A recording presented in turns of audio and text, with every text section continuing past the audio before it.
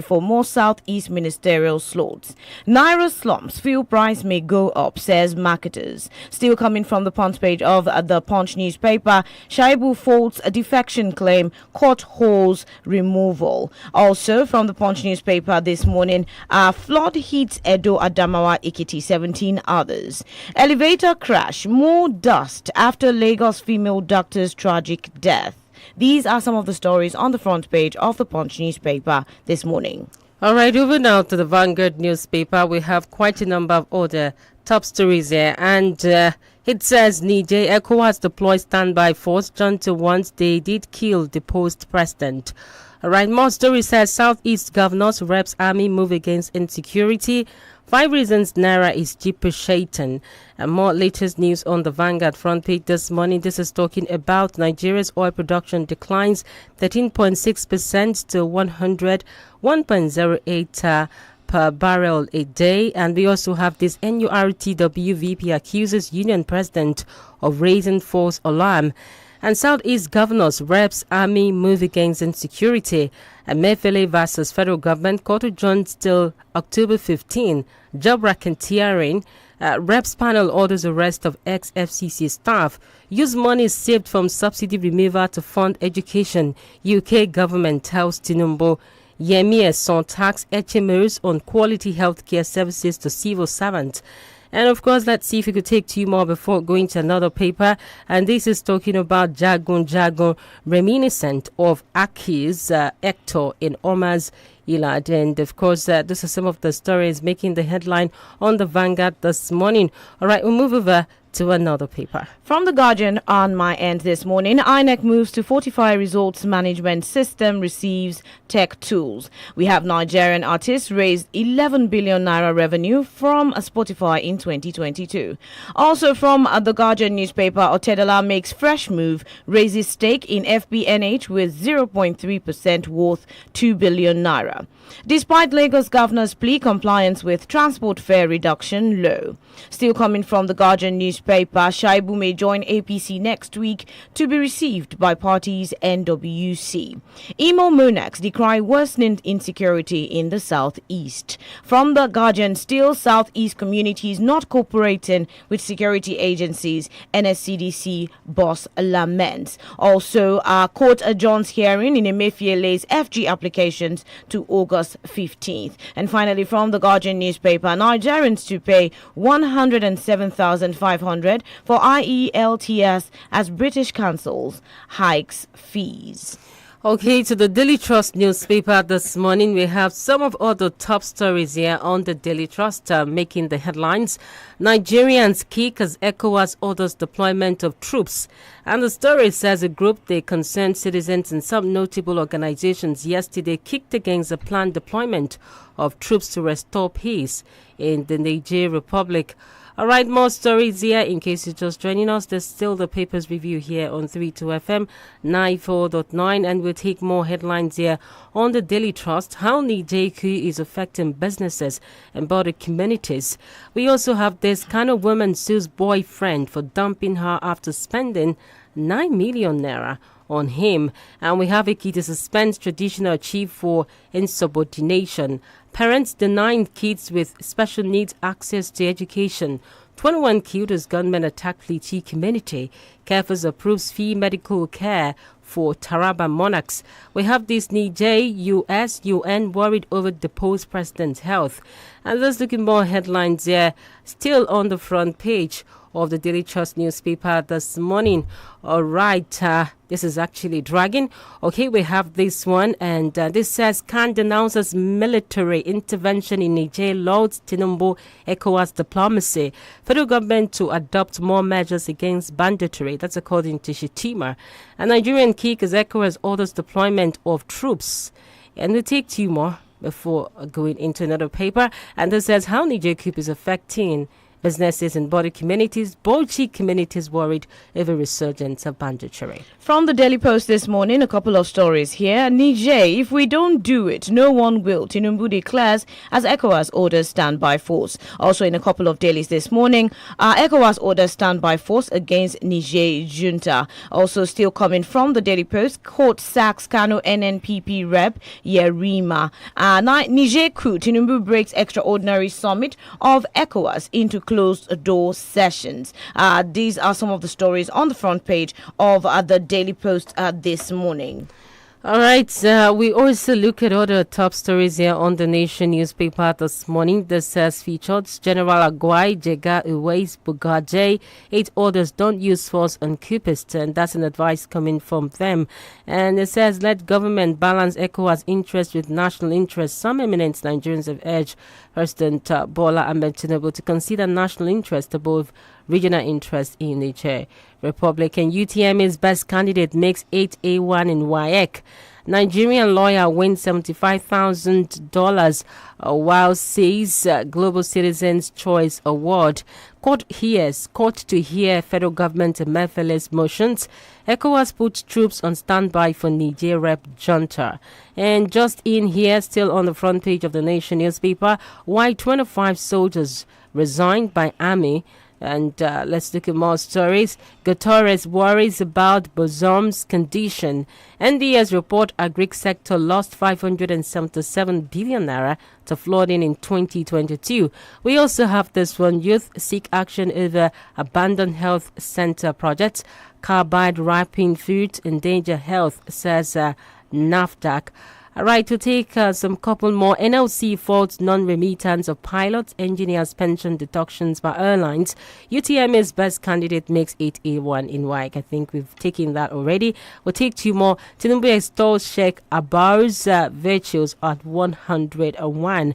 And the last one here says, Reps panel to issue arrest warrant against AMCON worker over job racketeering. And back to the Guardian newspaper, some stories in case you missed it. Niger forms new government as ECOWAS standby force ready for deployment. Also, Youth Party false claim on 1 trillion naira saved in post-subsidy era. We also have Reps issues arrest warrant on IPPIS officer over alleged job at racketeering. That's on some of the national dailies this morning, coming from the national dailies. Also, Otedola makes fresh move, raises stake in FBNH with 0.3% worth 2 billion naira. I read that earlier from the Daily Post this morning.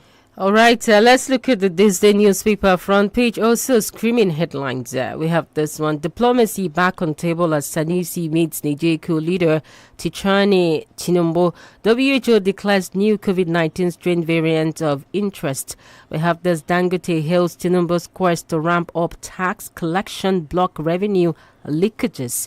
We also have this one. Top Islamic clerics get Tinubu's not to intervene in Niger political crisis.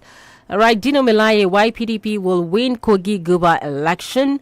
IG launches manual for schools protection squad. Stakeholders urge Tinubu to appoint Abuja Indigen as FCT minister. Among stories says border closure, immigration board seeks synergy among sister security agencies. ERA cautions security agencies against burning of crude oil vessels. Okonjo Iweala, Tinubu is aware Nigerians are suffering.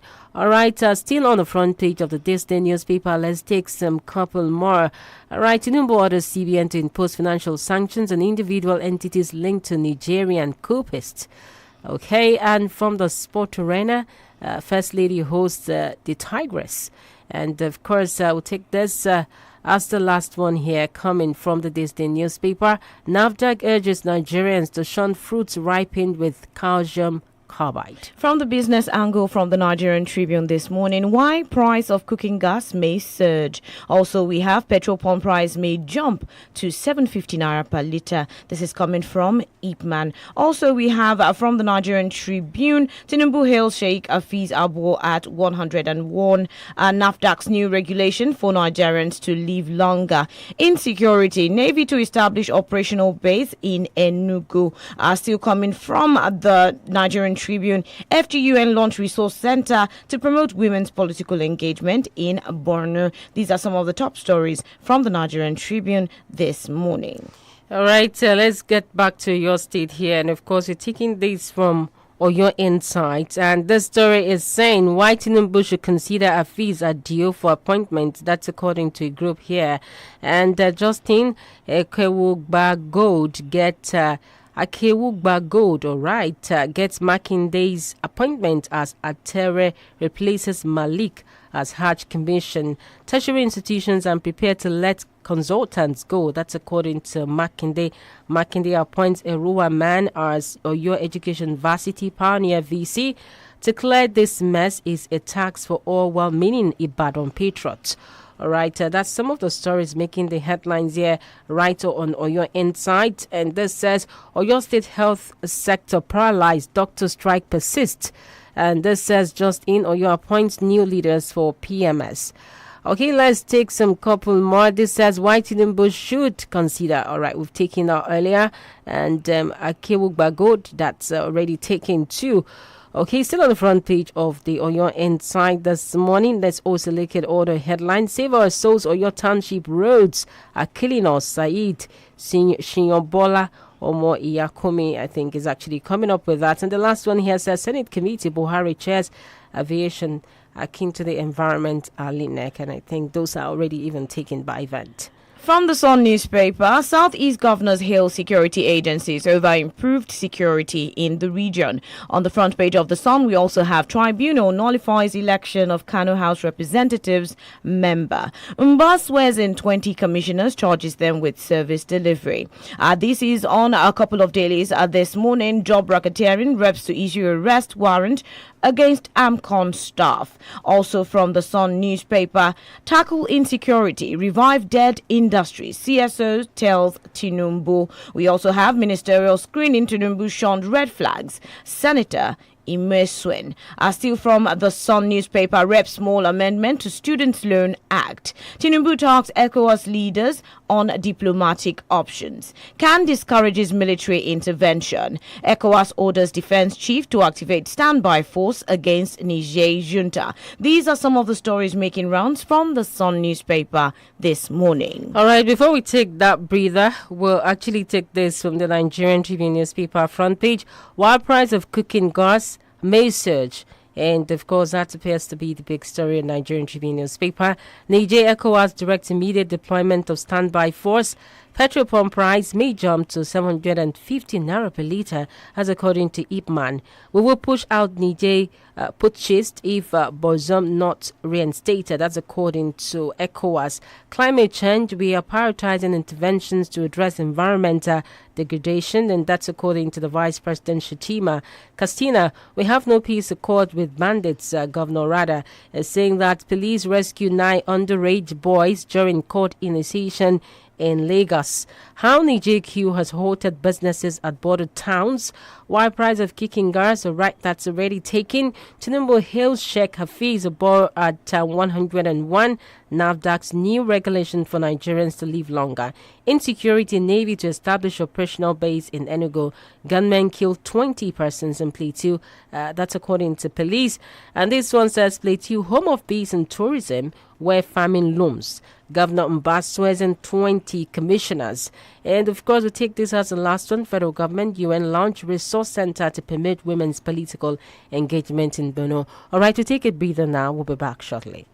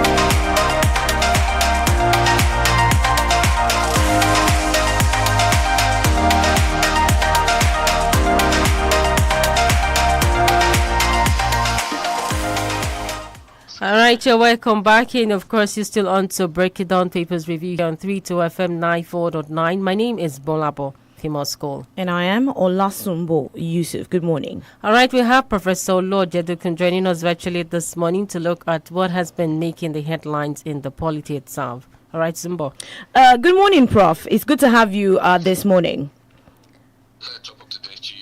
All right, so let's dive right into it, and we'll be starting from the petrol pump price. It's in the papers this morning on almost all the national dailies that the petrol pump price may jump to 750 naira per litre. This is coming from Ipman, with the rider says NNPCL yet to change ex-depot price. Now, Nigerians don't even have a breather from the recent increase, and now that the subsidy is no longer in place. Now, what is the government doing to stabilize the fuel price in the country without causing hardship on the populace? Well, unfortunately, the byproduct of the liberalization, or some might call it deregulation, is that the prices are subject to foreign exchange, to the currency, the rate of the naira, the strength of the naira, but also subject to the price of crude oil on the world market.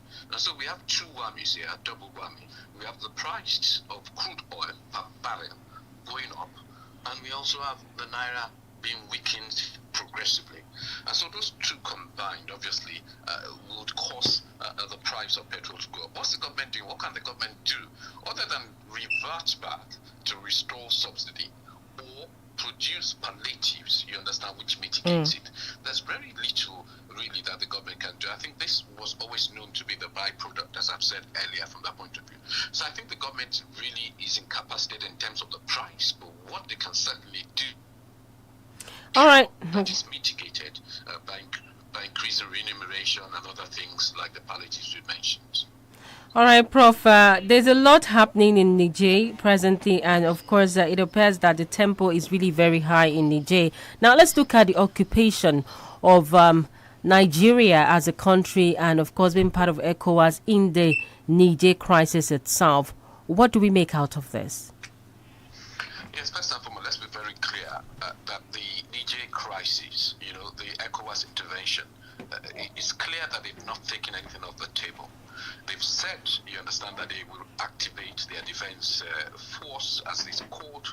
But at the same time, if you listen to the deliberations, they said they will continue to pursue the diplomatic means. And in fact, our president urged them to continue to pursue the diplomatic means. So I think what the ECOWAS is trying to do is not to remove any cards from the table, to have the stick and to have the carrot. In other words, have the full menu of options there from that point of view. But let's just note, let's go back to history. This is the first time. If ECOWAS intervenes, it will be the first time that they've intervened when there's no war going on. They intervened in Liberia, they intervened in, I think it was Sierra Leone, and so on, when there was a war going on. There is no war going on in Niger at this moment, so it will be without precedent. So I really honestly don't expect that there will be war or violence of that sense. Now, there's a particular clause, sorry, Prof, for actually butting in. There's a particular clause of regional interest against national interest. And of course, the likes of Buga, Jega and the rest are actually warning President Tinubu to be very careful, because you can't place regional interest above national interest. What does that mean, especially for us as the big brother here? Yeah, it means we started this program, for instance, with the price of pump of petrol. The economy is currently still in shambles. The naira depreciates rather on a daily basis. So our main interest today is economic interest. So you have to ask the question, restoring the civilian administration in Niger, how is it going to further the interest of Nigerians? How is it going to put food on the table? How is it going to ensure that there's better employment? How is it going to ensure health services, education are taken care of? And so when they say that, of course, what they're saying is face your priorities first, solve your problems first, then you can begin to look outward. If we have a strong domestic policy, if our economy is working well, then it allows us to project further in terms of getting involved in matters that are outside. So to me, I think it was a mistake, us, projecting ourselves to the top of the ECOWAS at this time, when we should be projecting ourselves to the top of the economic agenda. Some will say that you can marry two together, but it doesn't appear as if we are doing it effectively. So our national interest, first and foremost, must be to secure economy, and not enough. Tinubu has not been able to explain yet how intervention in Niger will secure the Nigerian economy, bring peace and prosperity and stability to Nigeria. All right, Prof. But then I would like to ask: is it, troops being on standby or exploring negotiation in terms of what's going on in Niger at the moment? It's double speak. What do I mean by double speak? All the options on the table. Activates the defense force or troops being on standby, at the same time continue to explore diplomatic means. And that's what happens in international relations. You explore both. So if one breaks down, then you have the option of activating the other. So I think they want Niger to know that they're serious, and if negotiations fail, then the alternative will be intervention. Because if you just go and talk, and jaw, people might say, you're not serious, so what will you do if you do not comply? All right, let's go to Ekiti State now. The government suspended the traditional chief in Emesi, Ekiti, in Boyin local government area of the state. And now we've been talking about separation of powers, especially when it comes to the instances of governance. Now, the principle of this separation of power itself, has it not been abused by even starting from the federal government to the state and, of course, to the local government? Because now, if you take away the traditional rulership, which has direct impact on the people, now having so much powers over them, what will happen to the structure of what we call a federal structure, a federal constitution itself? Well, let's be very clear that as far as the Nigerian constitution is concerned, there is no place for traditional rulers. It is something we tolerate because of our culture and because of our history. So for the purposes of administration, they are placed under local governments. So apart from those who have stature, like the Oni of Ife, the Emir of Kano, the Sultan of Sokoto, the Oba of Benin, the reality is that their power and their influence is not constitutional. Rather, it is honorific. Rather, it is out of respect. So even when they are removed, it doesn't necessarily threaten the constitutional order or separation of powers, because in separation of powers we recognize three arms of government: the executive, the legislature, and of course the judiciary. And so where do the Obas fall? As far as I'm concerned, they fall within the cracks, because the constitution hasn't made any provision for them. Should the governors have the power to remove them? Well, some will say yes, the governors are responsible for the security, the welfare of the people in the state. So they should, because they're democratically elected. So because we are a democracy, you understand, some will say that it's anachronistic to have traditional rulers at the same time, to have governors at the same. But I think side by side they can continue to exist insofar as the traditional rulers know their place, and of course the governors know their place. I don't think separation of powers is threatened in this instance. Okay. All right, so another story making rounds this morning, Prof. Emefiele versus the federal government. And now it's in the news that the Federal High Court in Lagos yesterday adjourned till August 15th to hear the application by suspended governor of the Central Bank of Nigeria in person of Mr. Godwin Emefiele. Now, Nigerians want to know, is this a way of, just making people forget, the case, or what exactly is the federal government and Emefiele up to this time? Well, I expect the government to obey the rule of law, and if they obey the rule of law, Emefiele ought to be working as a free man, or at least be that bail at this point in time, because the Federal High Court, this same Federal High Court, has granted him bail. So essentially what the federal government is doing, or through the DSS, you understand, is they are flouting the court orders, from that point of view. And they were asked to bring charges against Emefiele. And what did they bring against him? That he owned a double barrel or something like that. Some minor kind of offense. Well, not minor, but minor to the extent that you don't expect him to be put in the gulag for years or months, rather, or weeks on end. So I think what they're trying to do in the court is to go back and get the federal government and DSS to comply with the instructions of the court. Once the court pronounces, you don't negotiate. You actually have to respond, act, and then subsequently go to the Court of Appeal if you are not satisfied. Otherwise, it's a recipe. It's a recipe for a breakdown of law and order and tyranny from that point of view. So I think the federal government needs to get his rules, his ducks in the row. Decide whether you want to obey the court order. Decide whether we want the rule of law, or whether you just want to continue to go after Emefiele for whatever other offences you allege he has committed. Charge him. If you have those offences, charge him rather than keep him there, the incommunicado, as the case might be. All right, let's look at the Premium Times, and it looks as if El-Rufai is very embattled right about now. But this says El-Rufai withdraws interest in ministerial appointment, recommends replacement, and of course, we know how much more this hurdle has been for him. And the story is saying the former governor of Kaduna State, Nasir El-Rufai, has withdrawn his interest in being part of President Bola Tinubu's cabinet. Now, would we say this is an extreme case for an El-Rufai who appears to have his confirmation put on hold because of security reasons? Now, would we now say that the petition is thin volume against an El-Rufai candidacy in terms of being part of the kitchen cabinet of the Tinubu government? Well, I'm not sure that he would have been in the kitchen cabinet. He certainly was proposed to be in the cabinet or the Federal Executive Council, FEC as we call it. But I think it must be an embarrassment for El-Rufai. And I think rather than suffer more embarrassment, he would rather want to withdraw speedily and go back. You would want to ask the question why El-Rufai was even nominated in the first place.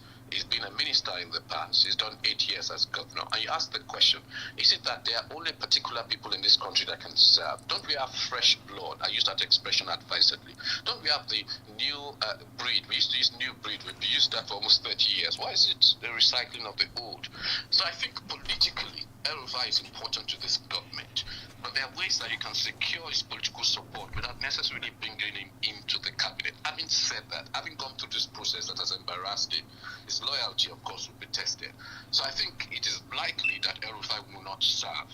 And not because it will be stopped by the SSS or security reports. I'm sure it will be cleared at some point because people have done worse, have been cleared. But I think it's the embarrassment, that has occurred that is going to be the issue. And I think that people are already playing games ahead. They're really strategizing for the future. That sooner than later, it will be the turn of the North. So I think people are already beginning to place themselves and put themselves in positions so that when it's the time of the North, they will be best placed to go for it. That's my thinking. That's my calculation. All right, Prof, looking at all of that, and of course, there's also another story here, and this is talking about court sacking a particular ministerial. Okay, that's actually not coming up yet. Of course, let's look at other issues here. And I don't want us to delve again back into the ECOWAS issue, but then I still want to go back to the issue of the court case itself. And this is saying court sacks a prominent person. Let's see how it's going to pull through. All right, this says Mokta Uma Yerima of the New Nigerian People's Party NNPP, representing the Taruni Federal Constituency in the House of Representatives, has been sacked by tribunal. And of course, we've been seeing instances of actually going to an election. Why do we have this rigmarole? You have gone to an election and now it takes the court process to sanction the process. Does it make any sense? We spend so much money for our electoral process itself. I fall to the whole process of the, what do you call them, Independent National Electoral Commission, where they seem not to have any power to scrutinize certificates and to make a decision to disqualify. You see, in my younger days, there was a time when Aminu Kano, Nnamdi Azikiwe, and I think somebody else, they were disqualified by FEDECO. They called them FEDECO there. Well, they had to take the intervention of the federal military government because we were still under military rule to bring them back. But I think INEC should have the power to scrutinize and to be able to disqualify candidates rather than conduct an election and later find out that the election is nullified or that candidate has to be disqualified because they have dodgy certificates, iffy certificates. It just wouldn't do for us to waste all those funds. So I think INEC, we need to look at the act again. We need to look at the law empowering INEC to see that only candidates with appropriate certificates or relevant certificates or certificates that meet the requirements contest. And this raises some questions. I know some people will not like it, but if you look at the case of the Presidential Election Tribunal, certificates also and qualification is also an issue that has arisen from that point of view. So it'll be very interesting to see how the tribunal will rule on that, since increasingly they are already ruling on certificates not being valid or being forgeries and so on and so forth. All right, Prof. Will this actually put a test on the Presidential Tribunal? Because I know that Nigerians are yearning to see when the court will deliver the judgment for the Presidential Election Petition Tribunal. Will this also be a test, given what you've said so far, a major test for the judiciary in terms of its competency here? I think it will be a major test protest in terms of its fairness. You have to remember that there's already a case going on in the United States where Atiku is trying to get the so-called university to reveal the details of the certificate of his tuition and of Tinubu's scholarship in the United States. So it'll be very interesting to see which way they go, from that point of view. But of course it will test them, and of course all eyes will be on the judiciary. That even the lesser cases, you can be disqualifying candidates because their certificates are dodgy. What's going to happen when it comes to Tinubu? But it must be proven that the certificate was dodgy in the first place. I am not suggesting it is. I'm suggesting that it's a matter that has been put before them, and it's a matter that needs to be considered. All right, we have to go on our first break this morning. We're back shortly after this.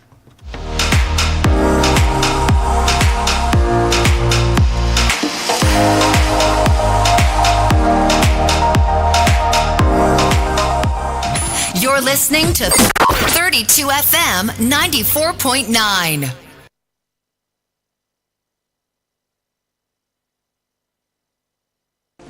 Titi, I'm leaving now. Make sure you use this hypo bleach sachet to wash all the clothes, clean the bathroom, mop the floors, and Mommy, one sachet for all this plenty work? Yes, sir. Introducing the Hypo Bleach 200 ml bigger sachet, the bigger sachet you've been waiting for. Now you can do more disinfecting, whitening, and cleaning for just 100 naira. Bigger 200 ml hypo sachet to do more housework.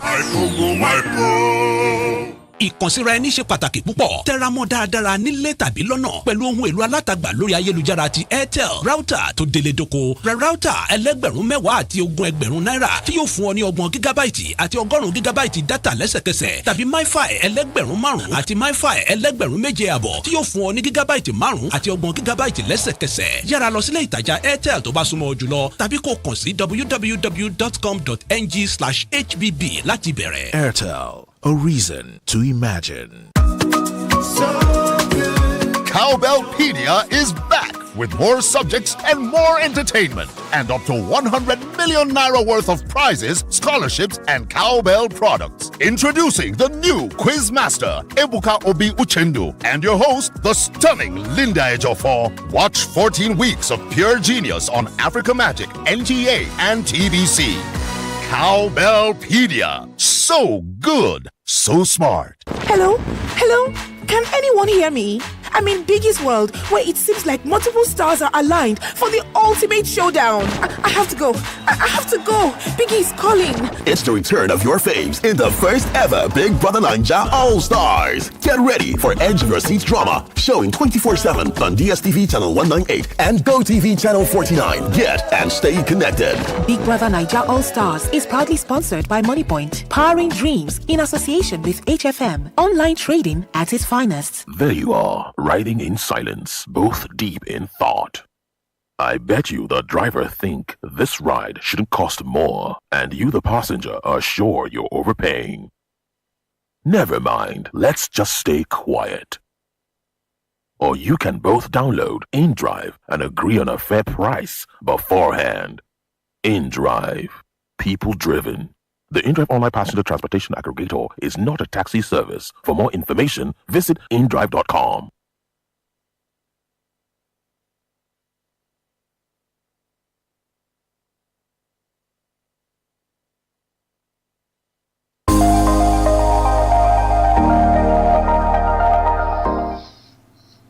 All right, welcome back. It is still Papers Review on 32 FM 94.9. And yes, you can be part of Pay-Per-View by calling in and giving us your comments as regards some of the stories we are making rounds this morning in the national dailies. The numbers to call to be part of Papers Review: 0705 5949, 0809 7949. All right, it's still the Break It On Papers Review. And of course, those are the numbers for you to call us this morning. Hello, good morning. Hello, good morning. All right, the numbers are still 070-550-949, 080-970-949. And of course, for our international audience, plus 234-90-62,949. And you can also join us on our socials, 32FM 949 Ibadan, on Facebook and YouTube. Hello. Good morning. Hello, good morning. Good morning. My name is Ekele Balami from Malaka Sheborud. Good morning. Let's have your thoughts. The ECOWAS as order is a standby force to install the ousted president. I want the ECOWAS to check it properly because this is EU, UN that are supporting EU, this foreign countries that are supporting us. They want to turn Africa into the world they want us. They should check this case properly because we have people even to the people that are fighting. It's better we suffer. The masses in Nigeria will suffer. Also Nigeria will suffer because this Russia, US, they want to turn Africa into a world-turn own country. That's my comment on that one. On the issue of El-Rufai, that design now, I don't accept the explanation. You also have decided earlier than now because he has been in the government for the past 24 years. Now that he has a security allegation on his neck, he's now resigning. I don't agree with him. You also have decided earlier. Have a nice day. Thank you very much for your contribution. Hello, good morning. Hello, good morning. Yeah, please go ahead. I'm John Susan Jacobs. Thank you, Professor. This morning just took me back to the memory. I recall that only Dr. Namdazipi was disqualified from contesting the 1979 presidential election on the ground of tax invasion. Baba went to court and they won. I'm just reminding you. I love you too. Yes. And for ECOWAS, let me talk about this fuel increase. It will happen, and I've said it to Nigeria, that fuel subsidy removal is not a silver bullet that will solve our problem. And about Emefiele went to court asking the court for a no case submission. Emefiele is being heard by DSS, courtesy of a magistrate court order of detention. Funny enough, a federal high court had rejected the detention order by DSS a day after he was granted bail on the ground of lack of jurisdiction and abuse of court process. Regrettably, what a federal high court rejected was granted by a lower court of a magistrate, which to me amount to lack of jurisdiction on the part of the magistrate and abuse of court process on the part of the DSS. I want to be brief, John Njok with my name. Thank you. Very much. Thank you. All right, we have another caller. Hello, good morning. Hello, good morning, ma. Good morning. Yes, this is Madam Rufai calling from Europe. Good morning. All right, please go ahead with your thoughts. On ECOWAS, if they should use force to remove their, if they should use force on this military men, this military will take an opportunity to make sure that they kill Mohammed Bazoum. If they should kill Mohammed Bazoum, what are they fighting for then? So they should take diplomacy way of making sure that they solve this issue in a way that this thing should be solved, not using force. Thank you. God bless Nigeria. All right, we still have Professor Lord Jeduku with us virtually this morning. And Prof, I just want us to quickly look at this forex inflow through I&E window rises 23% to $1.41 billion. What is our economic policy looking like here? Well, we're certainly getting the inflow compared to the last quarter. We're certainly doing well in terms of inflow.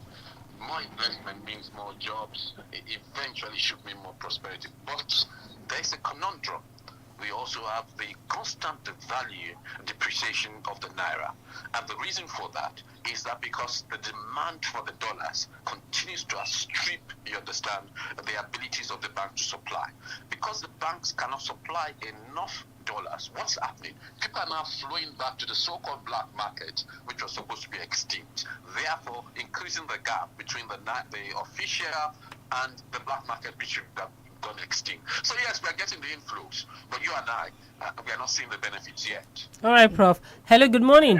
Good morning, Bravo. Good morning. Good morning. And good morning, Sumbo. This is okay. Good morning. Diplomacy, I still say, would be the best in this Niger issue. In fact, it's brilliant for us to go and check what the president of Liberia, George Oponwe, said over this same issue. Immediately the thing happened, I think about 2 days, he said a very salient thing. I think people should go and look at what he said. Diplomacy, I still stand, is what will solve this issue. And please, I want to thank the media for...